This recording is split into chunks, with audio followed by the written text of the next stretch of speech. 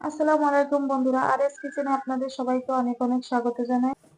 আজ আমি আপনাদের রান্না করে দেখাবো শিং মাছ দিয়ে মূলার পাতলা ঝোল। শিং মাছ দিয়ে মূলা রান্না করার জন্য মূলা আর শিং মাছ দুটোই আমি ভালো করে কেটে দিয়ে পরিষ্কার করে নিয়েছি। এখন তো শীতকাল পড়ে গিয়েছে, বাজারে নানা রকম শীতকালীন সবজিও উঠে গিয়েছে। শীতকালীন সবজি খেতে বেশ মজা। শিং মাছ কাটার সময় শিং মাছের এই জায়গায় দুটো রগ থাকে, ওই দুটো ফেলে দিতে হয়। শিং মাছ দিয়ে মূলা রান্না করার জন্য চুলায় একটা কড়াই বসিয়ে নেব। কড়াইয়ে তেল দিয়ে দেব। তেল গরম হয়ে আসলে এর মধ্যে আমি শিং মাছগুলো দিয়ে হালকাভাবে ভেজে নেব। শিং মাছ ভাজার সময় খুব সাবধানে কড়াইয়ের ভিতরে দেবেন। শিং মাছ কিন্তু খুবই ফাটে, এটা ফাটলে হাত পা পুড়ে যেতে পারে, তাই খুবই সাবধানে দেবেন দূর থেকে। রান্না করার সময় যদি হাতে সময় থাকে তাহলে 10 থেকে 15 মিনিট আগে যদি আপনারা সরিষার তেল মাখিয়ে রাখেন তাহলে আর শিং মাছটা ফাটবে না। এক পাশ হালকাভাবে ভাজা হয়ে গিয়েছে, এবার আমি উল্টে আরেক পাশে হালকা করে ভেজে নেব।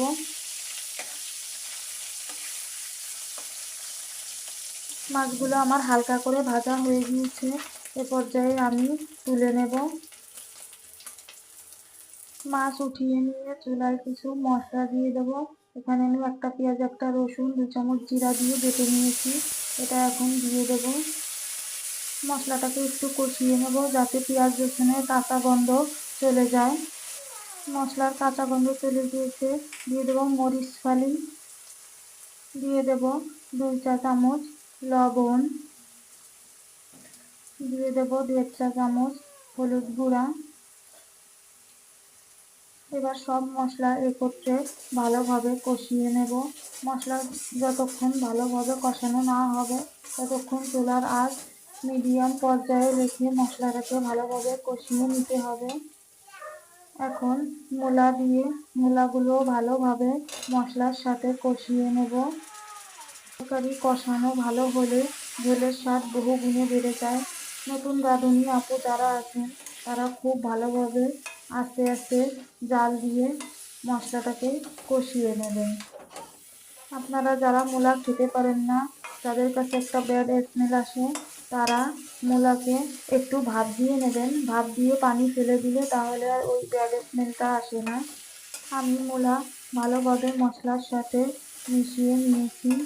এবার আমি মিডিয়াম আঁচে ভালোভাবে কিছু সময় নিয়ে কষাতে থাকবো। আমি 3-4 মিনিট মতো কষিয়ে নিয়েছি, এবার ঢাকনা দিয়ে ঢেকে দেব। মাঝে মাঝে ঢাকনা তুলে একটু নেড়ে দিতে হবে। দেখুন মূলা থেকে পানি বেরিয়ে এসেছে। ঢাকনা দিয়ে ঢেকে মিডিয়াম আঁচে রান্না করলে মূলার গায়ে যে পানি থাকে ওই পানিতে মূলা ভালোভাবে সিদ্ধ হয়ে যায়। ঢাকনা খুলে চেক করে দেখব মূলা কতটা সেদ্ধ হয়েছে। মূলা 80% মতো সেদ্ধ হয়ে গিয়েছে। এবার আমি ঝোলের পানি দিয়ে দেব। এখানে ঝোলের পানি বুঝে দিতে হবে। এখানে মূলা আরেকটু সেদ্ধ হবে আর ঝোলের পানি থাকবে, আমি সেই বুঝে পানি দিয়ে দেব। আপনারা দেখে বুঝে নেবেন। ভালোভাবে ঝোলটাকে নেড়ে চেড়ে মিশিয়ে দেব।